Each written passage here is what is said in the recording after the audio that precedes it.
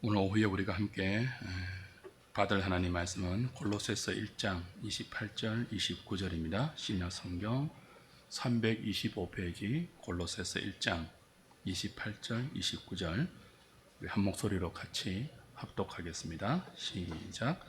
우리가 그를 전파하여 각 사람을 권하고 모든 지혜로 각 사람을 가르치면 각 사람을 그리스도 안에서 완전한 자로 세우려 함이니 이를 위하여 나도 내 속에서 능력으로 역사하시는 이의 역사를 따라 힘을 다하여 수고하노라. 아멘.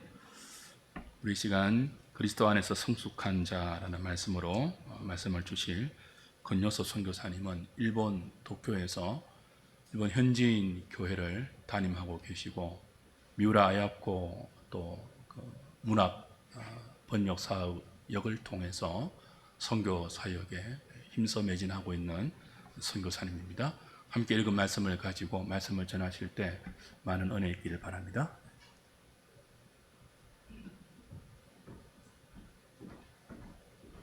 네, 안녕하세요.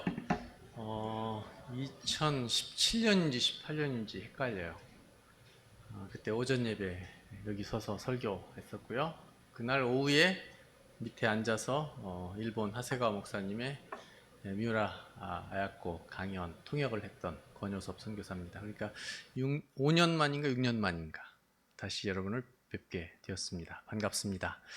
코로나가 3년 끼어 있어서 좀 헷갈려요. 그래서 오늘 다시 이렇게 존경하는 우리 박홍선 목사님 목회하는 하누리교회 와서 선교 보고 겸 또 말씀을 전할 수 있게 되어서 감사한 마음입니다. 저는 올해가 21년째 선교 사역을 하고 있습니다. 2002년 월드컵 끝나고요. 11월에 가족과 함께 일본에 건너갔습니다. 아내는 한 명 있고요. 딸이 2명 있어요. 딸들이 5살, 1살에 갔거든요. 근데 지금은 20대가 되었고, 큰아이는 일본에서 대학을 졸업을 하고 2020년 5월 30일에 한국에 나와서요. 취업을 해서 지금 직장을 다니고 있습니다. 둘째는 20학번으로 대학을 서울로 와서 지금 학생입니다. 아내는 그동안 지내면서 여러 가지 병에 걸렸어요. 첫 번째는 결핵에 걸렸어요. 옛날 병이잖아요, 그거. 근데 가자마자 몇 년 만에 결핵에 걸렸어요. 근데 국가 지정병이어서 나라에서 그 필요한 모든 약품이라든지 신찰 이런 것들을 무료로 다 제공받아서 그건 이제 완치가 됐습니다. 근데 얼마 있다가 교회를 개척하고 나서 메니에르라는 병이 있어요. 아세요, 혹시? 예, 이명증하고 어지러움증. 예, 주부들이 특히 많은 병이라고 그래요. 그거는 완치가 안 된다고 그래요. 난치병이라고 그래요. 예, 그래서 아침마다 일어나서 지금도 계속 그 알약을 하나씩 복용을 하고 있습니다. 그리고 몇 년 지난 다음에 갑상선 기능 저하, 예, 기능 항진이 있고 기능 저하가 있는데 기능 저하예요. 그것도 이제 계속해서 정기 검사를 받고 있습니다. 그리고 올해는요 2월에 한번 제가 또 나왔는데 아내 백내장 수술을 했어요. 근데 이제 밝은 세상이 보여서 좋다고 하는데 문제는 녹내장이에요. 녹내장은 수술이 안 된답니다. 그래서 약으로 계속 안약을 집어넣어서 늦추는 수밖에 없다고 합니다. 20여 년 동안 그런 일들이 있었고요. 저는 보시다시피 멀쩡합니다. 그래서 병에 걸린 적도 없고 저희가 가서 2002년에 가서 이제 일본어를 배우고 그리고 2006년 5월 14일에 개척 예배를 드렸습니다. 도쿄에서. 저는 한국에 있을 때 부교육자 생활만 했지 담임 교육자 사역도 안 해봤고요. 교회를 개척한다는 생각은 해본 적이 없어요. 근데 일본에 가서 일본인을 대상으로 도쿄에서 교회를 개척하게 된 거예요. 굉장히 두렵고 떨렸는데 좋은 일본 그 팀들을 만나서 함께 그렇게 협력해서 교회를 개척해서 지금 18년째 목회를 하고 있습니다. 감사하게 좀 부흥을 했었어요. 지금은 많이 줄었지만 그래서 건물도 구입을 하고요. 3층짜리 철근 콘크리트 건물 구입을 해서 예배당으로 쓰고 있고요. 저희가 지금 3층에서 살고 있고요. 그리고 이제 감사하게 2017년에 저희 교회가 사실은 이렇게 그 촌수라고 그러나요? 따지면은 손자교회거든요. 그러니까 맨 처음 하나의 교회로 시작이 됐는데 또 하나의 교회가 개척되고 그리고 저희가 이제 손자교회로 개척된 교회예요. 그리고 그 위에 형제들 교회가 있는데 저희가 2017년에 또 하나의 교회를 개척을 했어요. 그럼 무슨 교회죠? 증손자교회. 영적 4대를 이루었어요. 그래서 지금 저희들이 하나의 교회로 시작되는데 13개 교회가 형제 교회로 그렇게 협력하면서 사역하고 있습니다. 근데 이제 대부분 이렇게 손자교회고 증손자교회잖아요. 그러면 이제 맨 처음 첫 번째 할아버지 교회가 이렇게 그래도 갑질을 할 수도 있잖아요. 지배도 할 수 있고 컨트롤도 할 수 있고 근데 그런 게 전혀 없어요. 이렇게 영적 4대를 그냥 눕혀서 형제 교회로 지내고 있어요. 굉장히 서로 협력하면서 서로 교류하면서 새로운 교회를 계속해서 개척해 나가는 비전을 받은 그런 공동체예요. 그래서 케이센 그리스도 교회이고요. 저희 교회는 케이센 그리스도 교회 코다이라 채플 이렇게 이름이 지어졌습니다. 그리고 이제 교회 개척 사역과 목회 사역을 하면서 또 하나 이제 하고 있는 사역은 여러분 한국의 청년들이 유학을 가잖아요, 해외로. 그럼 이제 해외에서 마음껏 이렇게 한국어로 찬양을 하고 또 예배를 드리고 싶은데 그렇지 못하는 분들이 많거든요. 또 청년들, 취업에 간 청년들도 그렇고요. 그런 분들을 위해서 한 40여 년 전부터 코스타라는 집회가 있어요. 근데 이제 도쿄에도 코스타가 있었어요. 근데 어느 한 교회가 독점을 했었어요. 그래서 그걸 이제 오랫동안 해오다가 원래 취지대로 이제 회복을 시키자. 그래가지고 한인교회, 도쿄에 있는 한인교회 13개 교회와 YM, 예수전도단이 연합해서 협력해서 원래 취지대로 도쿄 코스타를 2019년에 다시 재개했습니다. 근데 그 모임에 이제 제가 참석을 했는데 제가 웬만하면은 형님들이 모인 모임에 자주 가거든요. 근데 그때 가서 보니까 제가 제일 나이가 많은 거예요. 그래가지고 얼떨결에 제가 실행위원장이 됐어요. 나이가 많다는 이유로. 그래가지고 2019년에 정말 오랜만에 원래 취지대로 도쿄 코스타를 했고요. 너무 좋았어요. 그래서 2020년에도 하려고 했는데 코로나가 터져서 3년간 쉬었다가 작년에 다시 11월에 3년 만에 다시 재개를 했습니다. 그리고 올해도 11월에 도쿄 코스타가 열릴 예정입니다. 그런 일도 하고 있습니다. 그리고 또 하나는 제가 원래 제가 신학대학원 다닐 때는요 운동권이었어요. 스포츠맨이었습니다. 그래서 양지에서 축구, 족구로 달렸습니다. 다른 이제 우리 박 목사님 같은 경우는 이제 도서관에서 도서관 학파하셨죠. 그래서 이제 공부를 안 했어요, 사실은. 겨우 졸업을 했죠, 3년 만에. 그걸 이제 저는 자랑스럽게 얘기를 했는데, 일본에 건너가서 교회를 개척해서 목회를 하려고 하니, 이제 미천이 바닥난 거죠. 없는 거죠, 아예. 그때부터 이제 공부를 하기 시작했어요. 그래서 한국에서 책을 보내달라 그래가지고 열심히 공부하면서 이제 설교를 했어요. 왜 그렇게 됐냐면 사실 제 아내는 굉장히 무서워요. 그래서 개척하고 나서 몇 개월 동안 이제 설교로 싸웠어요. 집에 돌아가는데 이제 딱 얘기하는 거예요. 설교가 그게 뭐냐. 저는 이제 핑계를 댔죠. 일본어로 하니까 그래. 한국어로는 좀 잘했었어. 이렇게 핑계를 댔는데 계속 이제 그 설교로 이제 따지는 거예요. 가만히 생각해 보니까 정말 못해요, 제가. 그래서 왜 그런지를 한번 생각을 해봤어요. 그랬더니 월요일부터 설교 준비를 하려고 생각은 하고 있어요. 근데 자꾸 미뤄져요. 그러다가 금요일 되면 이제 막 준비가 서둘러지는 거예요. 근데 하루 만에 되겠어요, 일본어 설교가? 그러니까 이제 일요일 날 이상한 말만 하고 엉뚱한 설교를 했던 거죠. 그래서는 안 되겠다. 그래가지고 신대원 때 읽었던 책들을 다시 꺼내서 설교하는 책들을 읽어보니까 앞부분만 줄이 쳐져 있는 거예요. 뒷부분 안 읽은 거예요. 그래서 다시 이제 완독을 했죠. 정독을 하고 줄쳐가면서. 그래서 결론은 강해 설교를 해야 되겠다. 그래가지고 이제 한국에서 책을 보내달라고 그래서 책을 읽어가면서 이제 공부를 하기 시작했죠. 그러더니 한 4개월 정도 지나서 집에를 돌아가는데 그날은 아무 말 안 해요. 아내가 설교에 대해서. 이상하다. 뭔 말을 해야 되는데. 그러다가 한 5개월 정도 지났는데 집에 돌아가다가 오늘 설교 좀 좋았어. 이 말을 하는 거예요.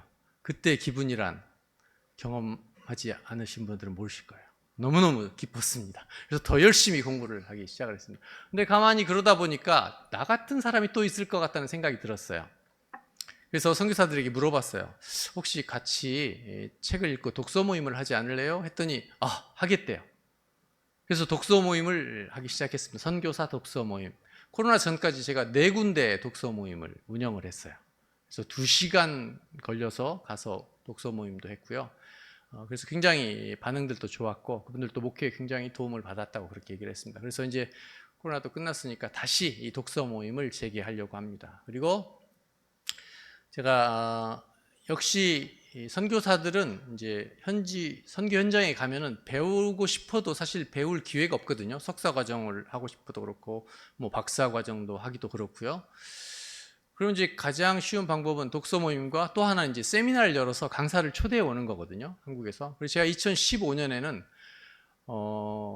한국의 유명 신학자 2분을 초청을 했습니다. 그것도 구약, 신약. 구약에는 김경렬 교수님이라고 있어요. 레위기 전문가시고 구약 모세오경의 전문가시기도 한 분인데 그분이 저희 이제 우리 박 목사님하고 동기세요. 신대원. 그래서 그분을 초대를 해서 구약에 대해서 강연을 듣고요. 또한 신약은 전주에 한일 장신대라고 있어요. 통합측 신학교인데 거기에 차정식 교수라는 분이 계세요.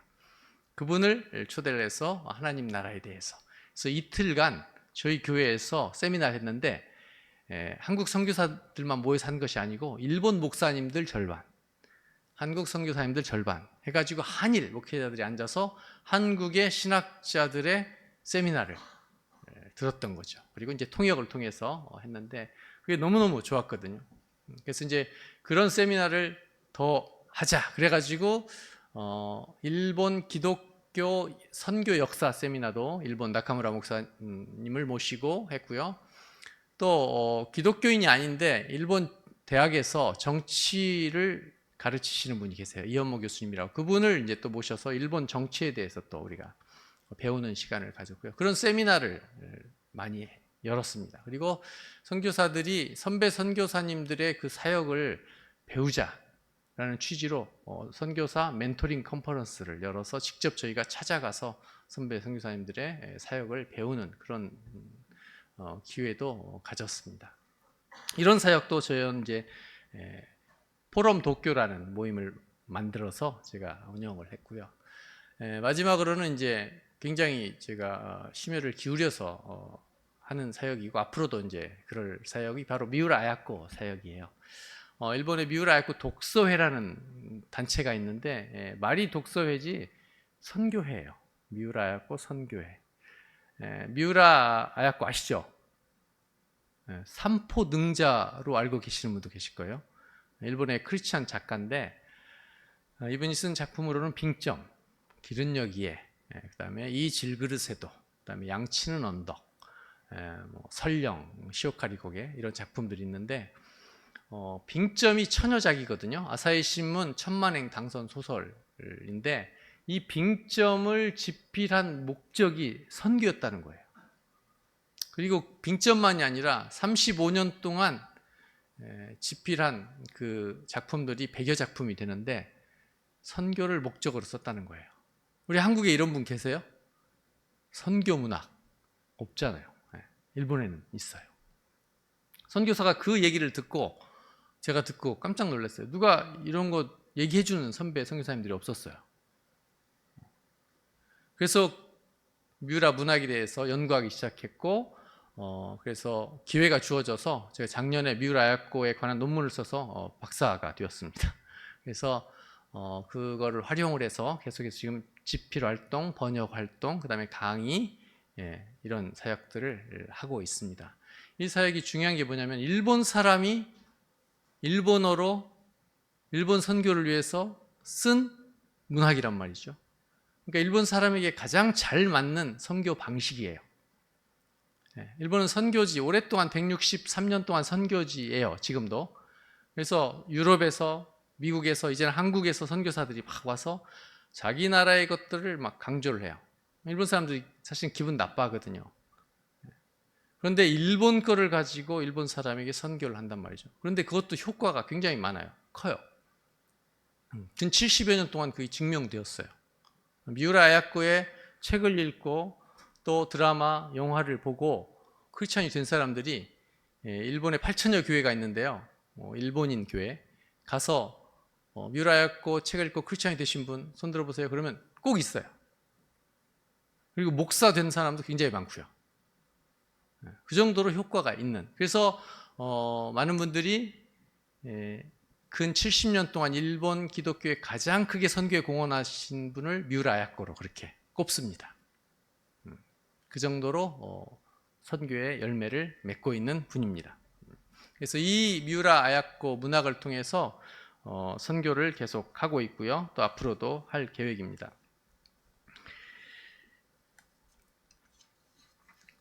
오늘 본문을 골로새서 1장 28절 29절로 제가 정했는데 이 구절은 제 목사로서의 목표 선구예요. 제가 사실은 이제 한국에 있을 때 그 선교단체 두 곳에서 훈련을 받았거든요. 그리고 간사도 했고요.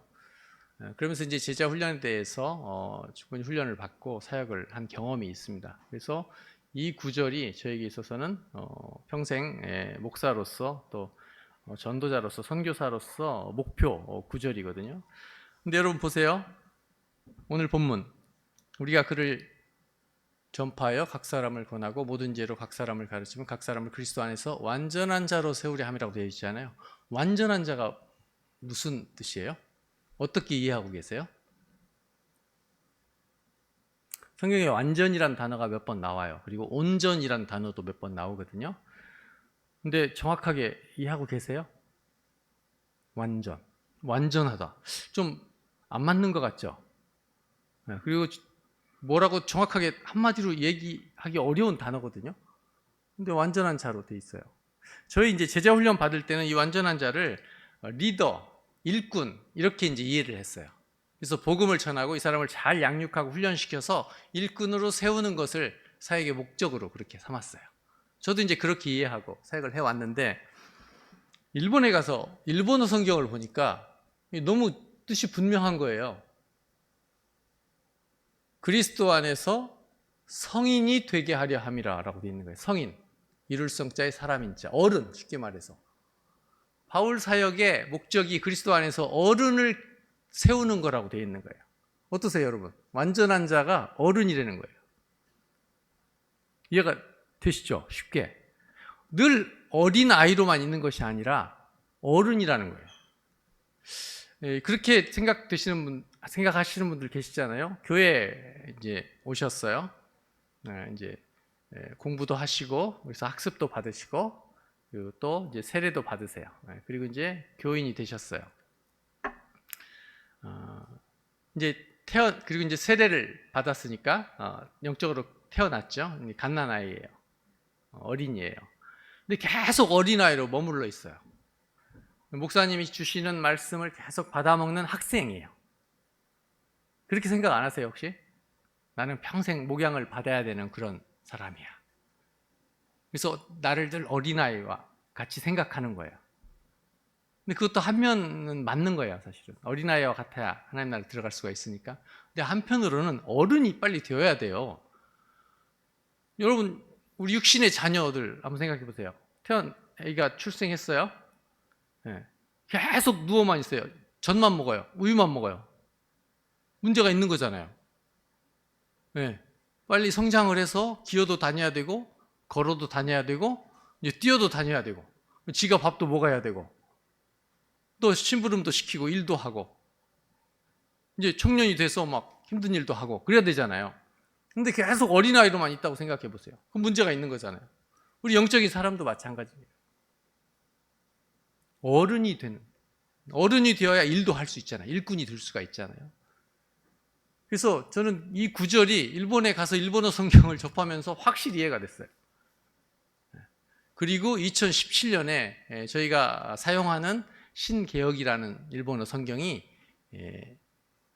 개정되었어요.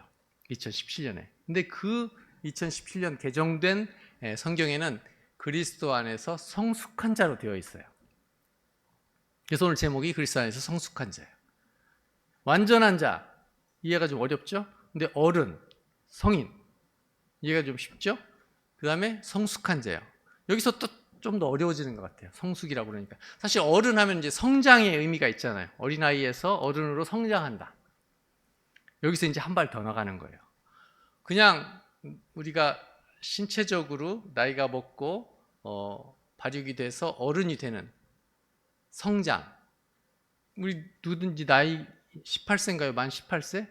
어른이라고 그러잖아요. 넘으면은. 근데 나이만 18세가 되어서 어른이지 아직 성숙하지 못한 어른이 있다는 거죠. 근데 이번 번역에서는 그리스도 안에서 성숙한 자로 되어 있어요.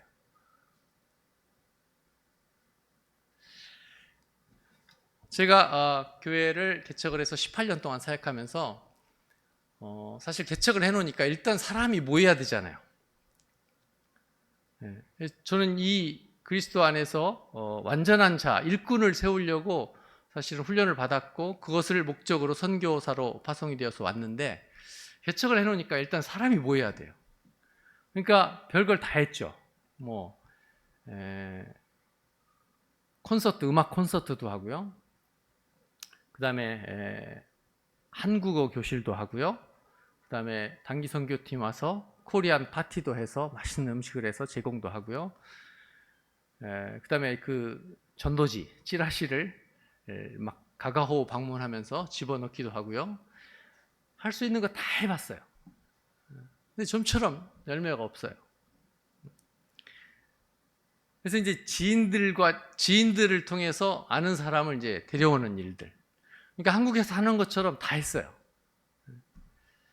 그러다가 제가 이제 작년이 일본 선교 20주년이 됐단 말이죠. 10주년 때는 너무 바빠가지고 돌이켜볼 시간도 없었는데 여유가 없었는데 20주년이 딱 되니까 그동안 사역을 돌아보게 됐어요. 그리고 앞으로 이게 지금 내가 하고 있는 사역들이 올바른 사역인가라는 생각을 하게 됐고요. 또 앞으로 그럼 어떻게 사역을 할 것인가를 고민하기 시작을 했어요. 그러다가 이 목표 성구 골로새서 1장 28절 29절로 다시 돌아가게 됐어요. 내가 만약 개척한 교회에서 떠나게 될 날이 올 텐데 이렇게만 사역하고 떠나면 내가 내 할 일을 다 하고 떠나게 되는 걸까? 뭔가 아쉬움이 남아요. 그런데 이전에 배웠던 것처럼 나 같은 일꾼을 하나 세워놓는 것이 내 사명이지 않나 하는 생각이 들었어요. 그것도 이제 일본인, 현지인. 제가 이제 계속 18년 동안 사역하면서 들었던 생각이 뭐냐면 우리 교우들한테 미안한 거예요. 왜냐하면 제가 아무리 일본어를 잘해도 일본 사람 그 깊은 속까지 목양을 할 수 있겠어요? 할 수가 없죠. 그래서 미안한 생각이 든 거예요. 그래서 현지인, 일본인이 목양을 할 수 있도록 그 준비 작업까지는 제가 할 수 있어요. 그래서 일본인을 빨리 세워야 되겠다라고 다시 요 근래 이제 생각을 하게 된 거예요. 누구를 세우지? 그러다가 딱 한 사람, 저희 교회 후보자가 있었어요. 35세 된 칸돌이라는 형제예요. 여러분 기도 제목 드리는 겁니다. 명문대를 나왔어요. 동지사 대학을 나왔어요. 그리고 일본의 유명 큰 회사에 취업을 했어요. 근데 이 친구가 이제 오사카에서 고향을 떠나서 도쿄에 와서 생활을 하고 열심히 일을 하는데 너무 지친 거예요. 힘든 거예요. 그러다가 이제 자기가 어렸을 때 교회 다녔다는 것이 생각이 났어요. 그래서 홈페이지 검색을 했어요.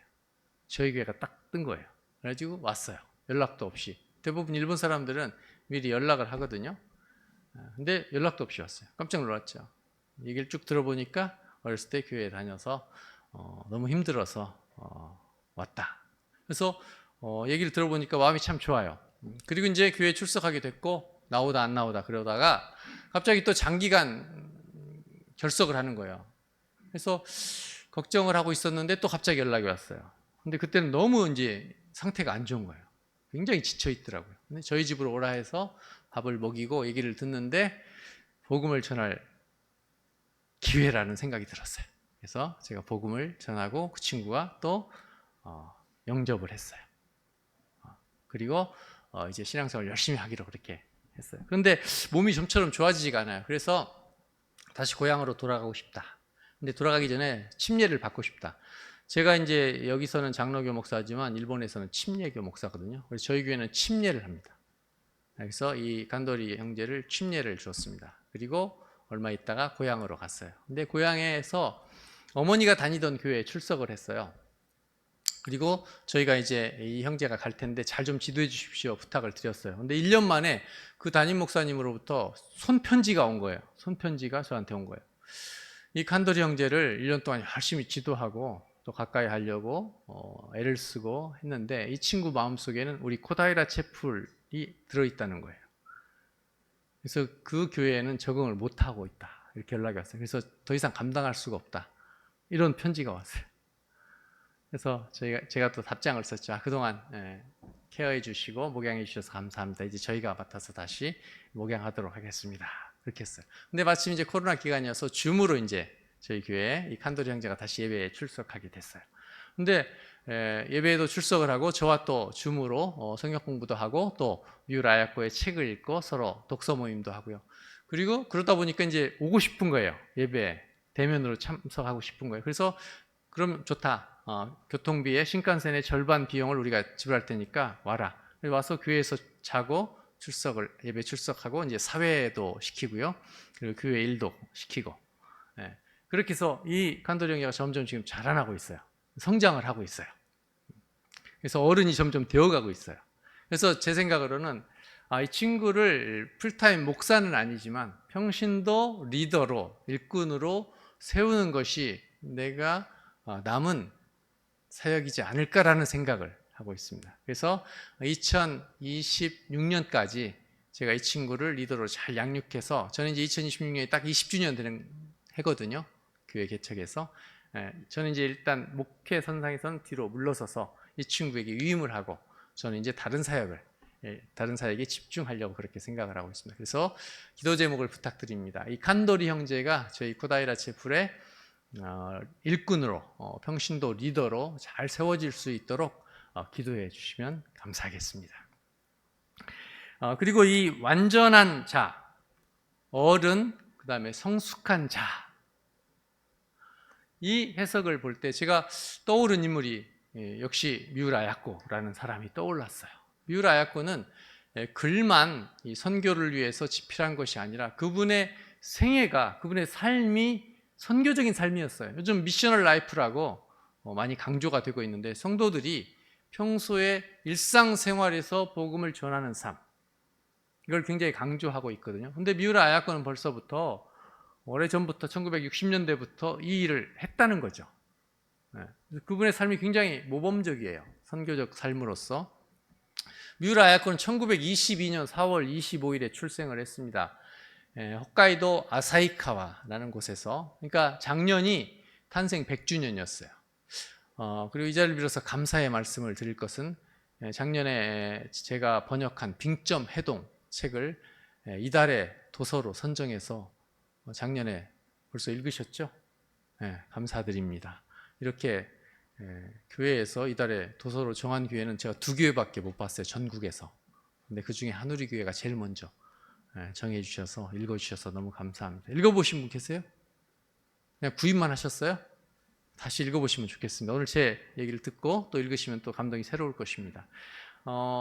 불신자 가정에서 태어났어요. 평범했어요. 그리고 초등학교 교사가 됐어요.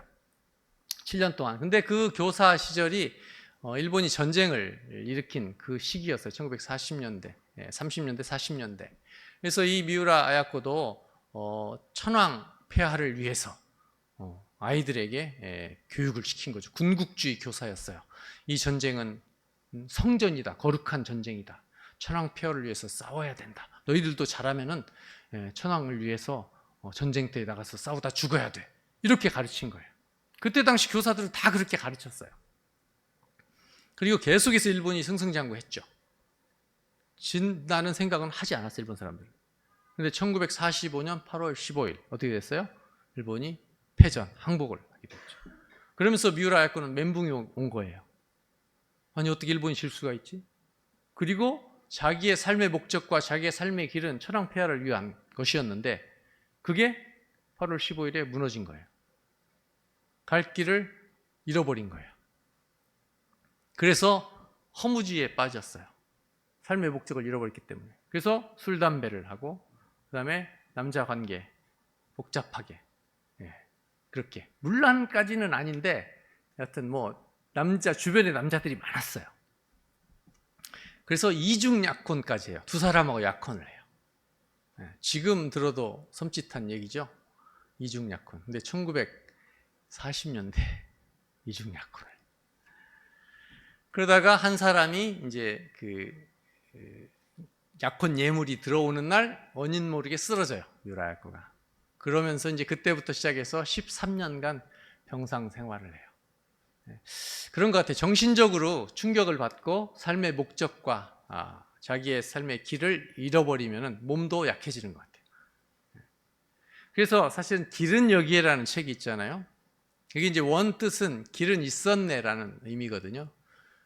근데 자기의 삶의 길이 있었는데 없어졌어요. 천황폐하를 위한 삶의 목적. 그 길이 없어졌어요. 그래서 방황을 하기 시작한 거예요. 그래서 허무주의에 빠져서 자살까지 시도를 한단 말이죠. 그런데 길을 발견했어요. 그 길이 바로 예수 그리스도예요. 그래서 길은 있었네라는 제목의 자전소설을 쓴 거예요. 근데 그 길은 있었네에 이제 한국어로는 길은 여기에로 번역되어 있는데 첫 표지를 열면은요. 나는 곧 길이요 진리요 생명이니 나로 말미암지 않고는 아버지께로 올 자가 없느니라 라는 성경 구절이 쓰여 있어요. 그래서 길, 예수 그리스도를 찾았다는 거죠. 그 길은 벌써 있었다는 거죠. 그 길을 이제야 찾았네 라는 거죠. 그 이후에 미우라 아야코의 삶은 예수 그리스도를 위한 삶, 하나님을 위한 삶, 선교를 위한 삶, 하나님의 사랑을 전하는 삶으로 평생 그 길을 완수를 했습니다. 그런데 미우라 아야코가 이런 삶을 살게 된 배경에는 세 사람의 성숙한 사람이 있었어요. 먼저 마이카와 타다시라는 사람이 있었어요. 교회 동네 오빠예요. 2년 선배예요. 이 사람은 홋카이도 대학 의과대 학생이었어요. 크리스찬 가정이었어요. 수재라고 불렸어요. 그래서 이 사람이 의과대 학생이었는데 그때 당시에 폐결핵이 유행했거든요. 많은 사람들이 폐결핵에 걸렸는데 이 마이카와 타다시도 폐결핵에 걸렸어요. 그래서 아사히카와 고향에 와서 쉬고 있는데 어렸을 때 자기 동네에 아야코라는 애가 폐결핵에 걸려서 지금 요양 중에 있다는 얘기를 들어요. 그래서 요양소를 찾아갑니다. 뭐 10몇 년 만에 찾아가는 거겠죠. 그래서 이제 좋은 말 많이 해주고 그래요. 근데 미우라 아야코는 기독교인을 굉장히 싫어했어요. 기독교인을 위선자라고 생각을 했어요. 그래서 자기는 절대 기독교인이 되지 않을 거라고 그 오랜만에 만난 마이카와 타다시 앞에서 그렇게 선언을 해요. 뭐 마이카와 타다시는 다 그걸 받아들이고 이제 돌아가서 엽서를 또 보내요. 그러면서 이제 편지를 주고받고 엽서를 주고받고 그렇게 합니다. 그러다가 이제 사귀게 돼요. 그런데 어느 날 데이트하러 춘광대라는 슌코다이라는 곳에 갑니다. 그곳에 도착하자마자 미우라 아야코가 담배를 탁 꺼내서 피우려고 그래요. 그러니까 이 마이카와 타다시가 그 담배를 뺏어서 던지더니 저쪽에 가서 꿇어앉더니 옆에 있는 돌을 집어서 자기 다리를 막 찍는 거예요. 마이카 타다시가. 아야코가 깜짝 놀라서 다가가서 왜 그러냐고 그랬더니 울면서 이렇게 얘기를 해요. 내가 지금까지 너를 위해서 얼마나 간절하게 기도했는데 하나님께서 왜 내 기도를 안 들어주시는지 모르겠다. 이것은 내 믿음이 부족해서이다. 그래서 나를 책망하는 것이다 라면서 자기 다리를 돌로 찍어요. 그때 아야코는 깜짝 놀라는 거예요. 나를 위해서 어떻게 이렇게 할 수 있지? 그리고 이 마이카와 타다시가 믿는 기독교가 과연 무엇일까? 그때 마이카와 타다시의 등 뒤에서 한 줄기의 빛을 보았다라고 기록되어 있습니다. 그때부터 진심된 마음으로 기독교를 구도하기 시작해요. 성경을 읽기 시작해요. 교회에 출석하기 시작해요. 그러다가 아야코가 이제 좀 더 제대로 치료를 받기 위해서 아사히카와에서 2시간 반 떨어진 삿포로 의대병원에 입원을 하게 됩니다.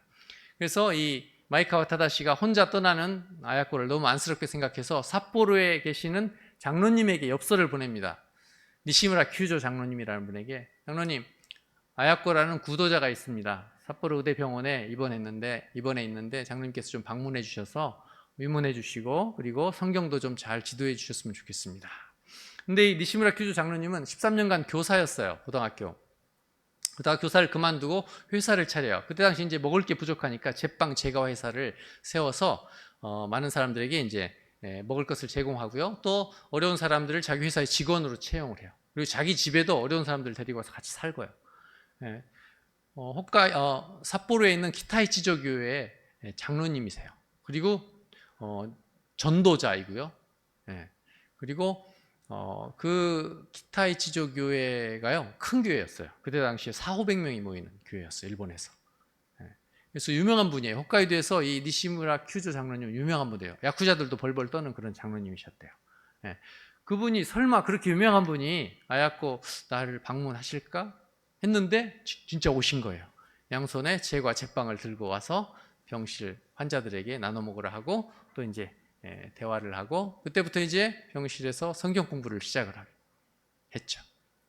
그러다가 몇 개월 뒤에 뮤라 아야코가 드디어 결신을 했어요.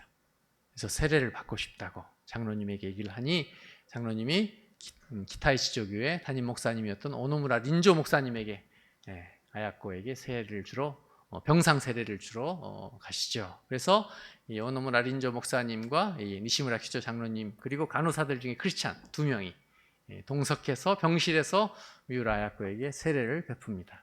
1952년 7월 5일입니다. 그래서 뮤라 아야코가 30세 되던 여름에 세례를 받고 크리스찬이 됩니다. 그런데 그 크리스찬이 되고 난 다음에 1년 지난 1953년 7월 12일에 자기에게 이렇게 아버지처럼 영적으로 지도를 해준 니시무라 큐조 장로님이 갑자기 55세에 돌아가세요. 소천하세요. 병실에 있어서 장례식에도 갈 수 없고 엉엉 울었다고 기록이 되어 있습니다.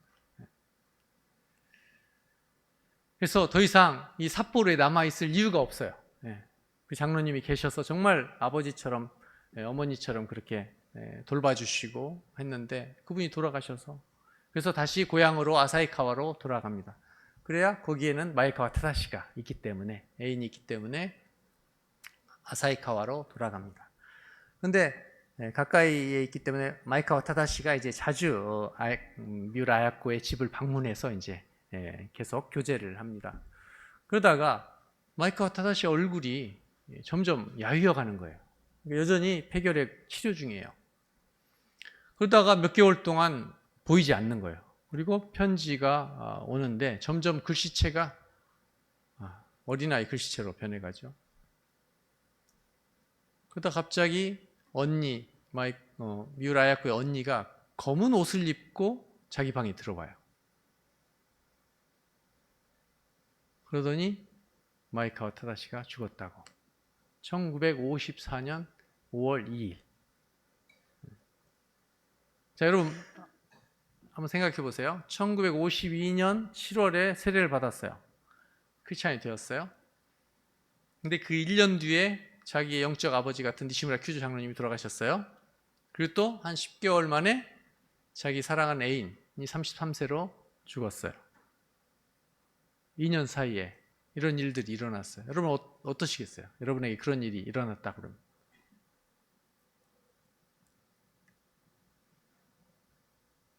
엄청난 충격이었죠. 그래서 누구도 만나지 않고 자기 병실에, 집에 있는 병실에 있었어요. 그리고 새벽 1시 14분만 되면은 추도식을 하는 거예요. 1년 동안. 마이카와 타다시가 죽은 그 시간, 새벽 1시 14분. 1년 동안 그렇게 지냈어요. 그러다가 1955년 6월 18일에 남편 미우라 미츠요라는 사람이 찾아와요. 이 사람은 이제 에피소드가 있습니다. 이 사람이 미우라 야코를 만나는데 에피소드가 두 가지가 있어요. 첫 번째는 그때 당시 이제 그 월간지가 발행되고 있었는데 이제 가리방으로 써서 이렇게 프린트해가지고 하는 월간지가 있었는데 무화과라는 월간지가 있는데 크리스찬들이 대부분 참여를 하고 있고요. 그다음에 그 감옥에 있는 수용자들, 그다음에 목사님들, 그다음에 크리스찬들이 거기에 글을 실어서 이제 배포를 하는 거예요. 거기에 이제 아사히카와에 사는 사람이 딱 둘이 있었어요. 미우라 아야코하고, 이제 미우라 아야코의 원래 이름은 호타 아야코예요. 그리고 미우라 미츠요가 있어요.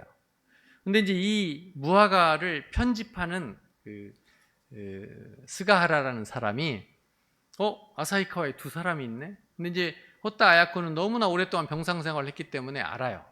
근데 미우라 미츠요라는 사람이 딱 이제 주소록에 있길래 미우라 미츠요에게 편지를 보냈어요. 엽서를 보냈어요. 미우라 미츠요 씨, 아사히카와에 호타 아야코라는 오래된 폐결핵 환자가 있습니다. 같은 아사히카와의 산이 문병을 좀 해주셨으면 좋겠습니다. 이 편지를 보내는 거예요. 근데 왜 이렇게 보냈냐면은 이 스가하라라는 사람은 미우라 미츠요라는 이름이 일본에서는 남자에게도 쓰는 이름이고요, 여자에게도 쓰는 이름이에요. 미츠요라는 이름이. 그래서 이 스가하라 편집인은 이 미우라 미츠요가 여자인 줄 알았어요.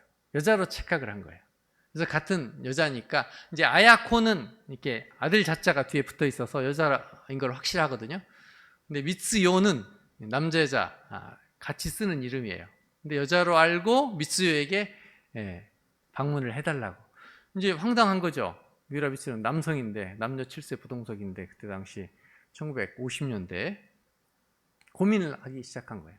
그 엽서를 이제 포켓에 넣고 3주 동안 이제 고민을 하는 거예요. 그러다가 그래도 한번 가보자. 그래가지고 이제 아야코의 집에 가서 띵동 누르니 어머니가 나와서 깜짝 놀라는 거예요. 왜 놀랐을까요? 남자가 찾아와서? 아니에요. 죽은 애인 마에카와 타다시하고 너무너무 닮은 거예요. 그래가지고 얼른 아야코에게 뛰어서 아이고 미우라 미츠라는 사람이 찾아왔는데 마에카와 타다시하고 너무너무 닮았어. 그래가지고 와서 방으로 안내해서 보니까 아야코도 깜짝 놀랄 정도로 그렇게 닮은 거예요. 그래서 이제 얘기를 시작을 했어요. 그러더니 말이 잘 통해요. 이 미우라 미츠요도 크리스찬이에요. 3대째 크리스찬. 그래서 얘기가 잘 통하고 또 와주겠느냐, 또 오겠다고. 그래서 세 번째 만나면서 마지막으로 나를 위해서 기도를 좀 해주지 않겠느냐 하니까 이 미우라 미츠요가 어떻게 기도하냐면은 제 목숨을 가져가시더라도 이 아야코를 살려주십시오, 이런 기도를 해요. 근데 이런 기도가 사실은 마에카와 타다시도 했거든요. 그러니까 닮은 면이 너무너무 많은 거예요. 마에카와 타다시하고 미우라 미츠요하고. 그리고 이제 단가를, 일본의 짧은 시를 짓는 것도 그렇고 문학성도 그렇고요. 그래서 아야코의 마음이 열리게 돼요. 그래서 두 사람이 이제 교제를 하게 됩니다. 그런데 황당하잖아요. 2살 연하예요, 미우라 미츠요가. 그리고 미우라 아야코는 지금 10년째 정도 계속 병상 생활을 하고 있는 거예요. 언제 나을지도 몰라요. 죽을 수도 있어요. 그런데 기다리겠다는 거예요, 미우라 미츠요가. 당신이 낫기를 기다리겠다. 나으면 결혼하겠다. 이 사랑의 힘. 이 사랑의 힘으로, 물론 하나님께서 고쳐주셨겠지만 이 사랑의 힘으로 1959년에 완치가 되어서 5월 24일에 결혼식을 합니다. 그래서 호타 아야코가 남편 성을 따라서 미우라 아야코가 되는 거예요. 그리고 이제 미우라 아야코는 새로운 삶을 시작하게 되는데, 그 새로운 삶의 목적이 뭐냐면은 저희 미우라 아야코 독서회에 포스터가 있는데 그 포스터에 이렇게 되어 있어요. 나를 변화시킨 사랑을 당신에게 전하고 싶어요. 당신에게도 전하고 싶어요. 이게 미우라 아야코의 이후에 길을 찾은 이후에, 새로운 길을 찾은 이후에, 예수 그리스도의 길을 찾은 이후에 새로운 삶의 목적이 되었어요. 자, 보세요. 나를 변화시킨 사랑. 누구의 사랑이에요? 네? 제 질문하는 거예요, 지금. 누구의 사랑이 아야코를 변화시켰어요? 네? 그렇게 정답을 먼저 말씀하시면 돼요. 마에카와 타다시 사랑이죠. 네. 애인. 헌신적으로 그렇게 사랑을 쏟아부었거든요. 자기 다리를 찍어가면서 제발 이 아야코가 돌아오기를. 그 다음에 누구? 두 번째, 니시무라 큐조 장로님.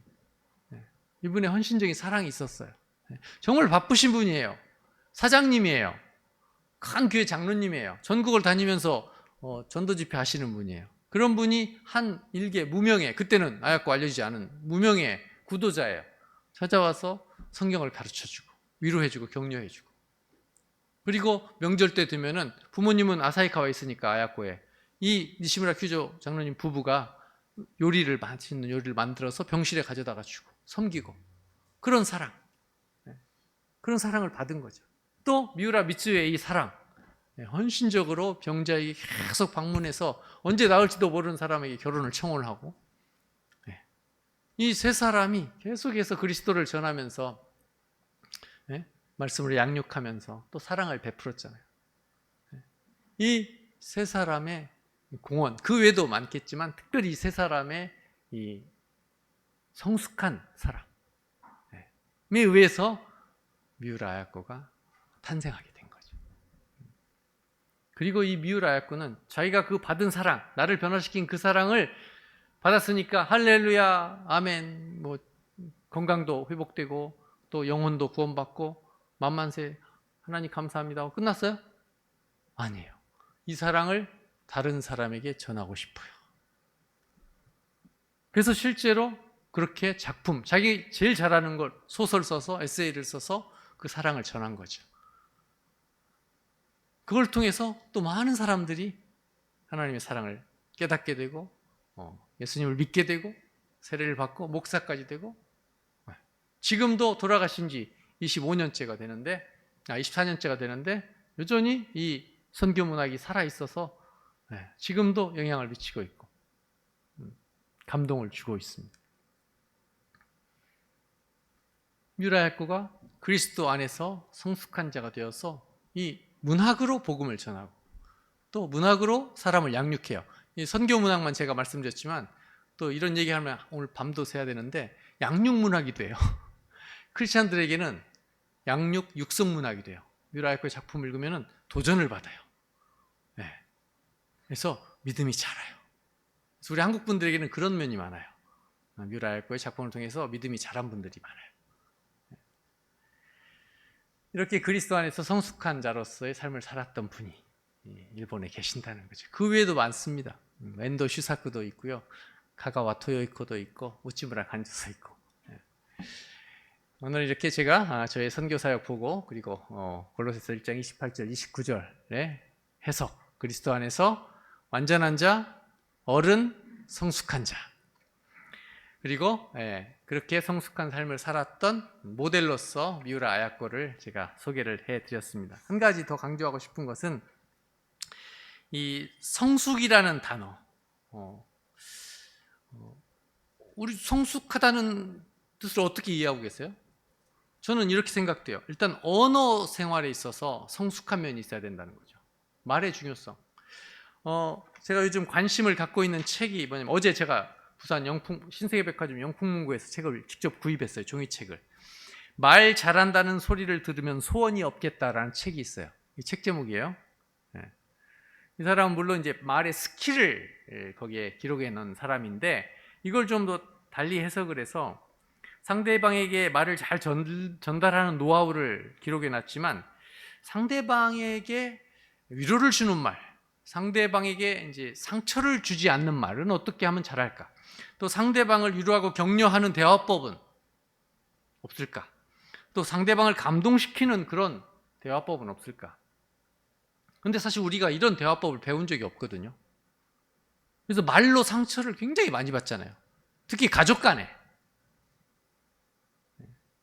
근데 성숙한 사람은 이 말을 통해서 상대방에게 정말 위로하고 격려하고 따뜻하게 하고 감동을 준다는 거죠. 그래서 우리 성숙한 자가 되려면은 말을 정말 잘하는 이런 훈련이 좀 있었으면 좋겠어요. 그리고 나의 말의 습관들을 좀 돌아보는 것도 필요하지 않나 하는 생각이 들어요. 야고보서 3장 2절 말씀에 말에 있어 실수가 없는 자가 온전한 자라고 되어 있거든요. 이 골로새서 1장 28절 29절하고도 통한다는 생각이 들어요. 말에 실수가 없는 사람이 성숙한 사람, 완전한 사람, 어른.